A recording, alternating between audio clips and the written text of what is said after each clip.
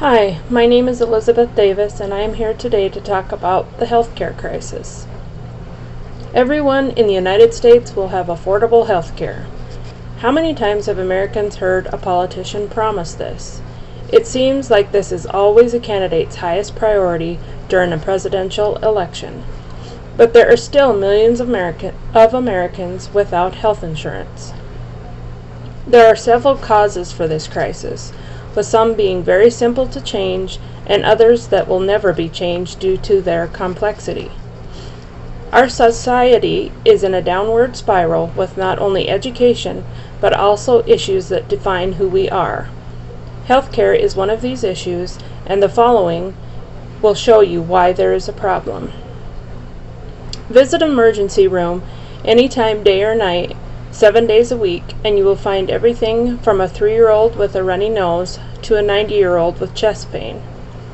More and more people are utilizing the emergency room because, for one thing, they are unable to afford health insurance. They know that emergency rooms are required to see anyone, regardless of ability to pay.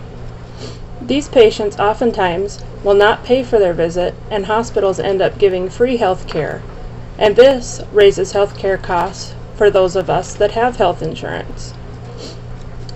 But what people seem to forget is there is no free health care. If someone goes in without health insurance and they are not required to pay, that will raise your costs because you have insurance. Many times a patient will get poor treatment and diagnosis in an emergency room because there is no continuity of care. Doctors do not know what medications the patient is on, so they may prescribe a medication that will interact with other medications the patient is already taking. And a lot of times, a patient is either unable or can't remember allergies that they may have. Also, it is not uncommon to see a different doctor every time you are seen in the emergency room. Emergency rooms are the place to go if you are truly having an emergency. They should not be used for convenience or because someone is unable to afford health insurance. It becomes a huge, unnecessary expense to our country and taxpayers when people abuse the emergency room.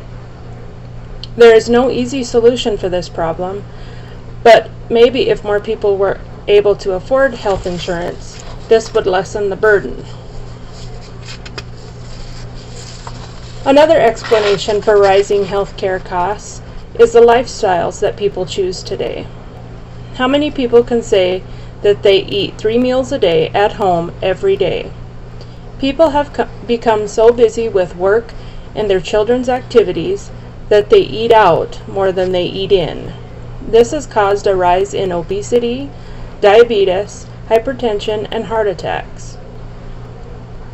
Another contributing factor is that people lack the motivation or the time to exercise.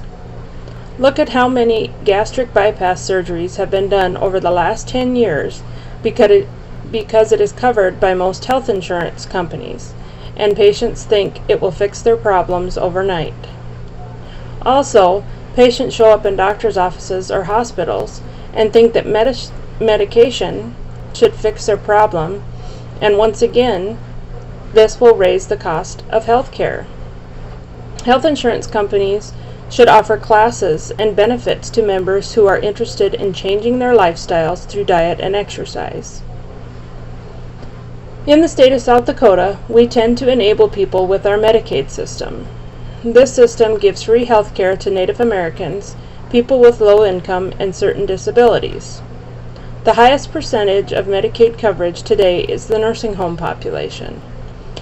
Did you know that for every dollar a doctor charges in his office, Medicaid pays him 10 cents? It is not surprising that doctors either limit their list of patients with Medicaid or refuse to see any Medicaid patients at all. A doctor is unable to pay his expenses and earn a living if he does not make some kind of profit. The Medicaid system gets abused on a daily basis, and the reason may be society's lacking of motivation and discipline. Mothers will take their children to the doctor for the same runny nose 3 times in 1 week because they know it is free and they think their child will get better overnight. Some of the people who are on Medicaid are unemployed and have no incentive to get a job or improve their lifestyle because they know they never have to pay for anything. The children that grow up in this lifestyle continue this trend when they realize things are given to people who are unemployed. This state would benefit more if they required the patient to pay a minimal fee when seeing the doctor or picking up prescriptions. People would not be so quick to go to the doctor for petty issues if they knew the services were dependent on the patient paying a small fee. It might also motivate people to improve their lives by getting a job or attending college. Have you noticed how many times you see an announcement in the newspaper for someone's 100th birthday? People today are living 10 to 20 years longer than they did several years ago, and this can be attributed to advances in medicine. We have come a long way with such things as CT machines, ultrasound, MRIs, and lab tests. We are now able to find problems before the patient dies, and medications are given to keep the patient alive and improve their quality of life. All of these advances in medicine are wonderful, but with advances also comes higher expenses. There is no easy solution for this problem because we all want to see our loved ones live forever.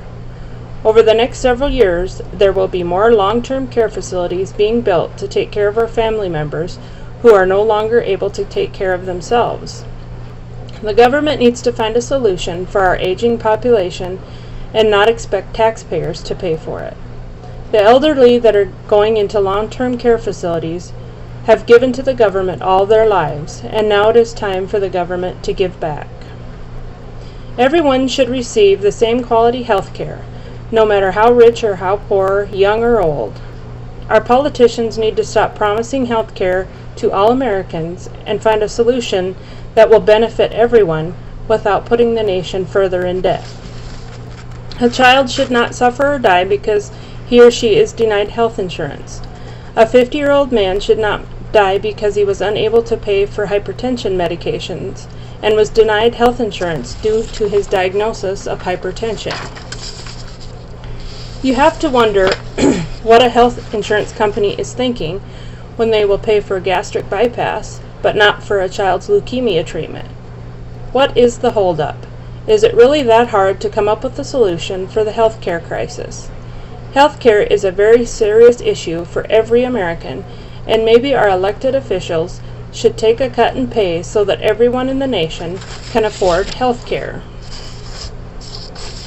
I have a table here, and you cannot see it very well via the computer, but it just lists some of the reason why our medical expenses have increased. And like one of the top ones is prescription drugs. Medications are one of the highest thing that you have to pay for in healthcare.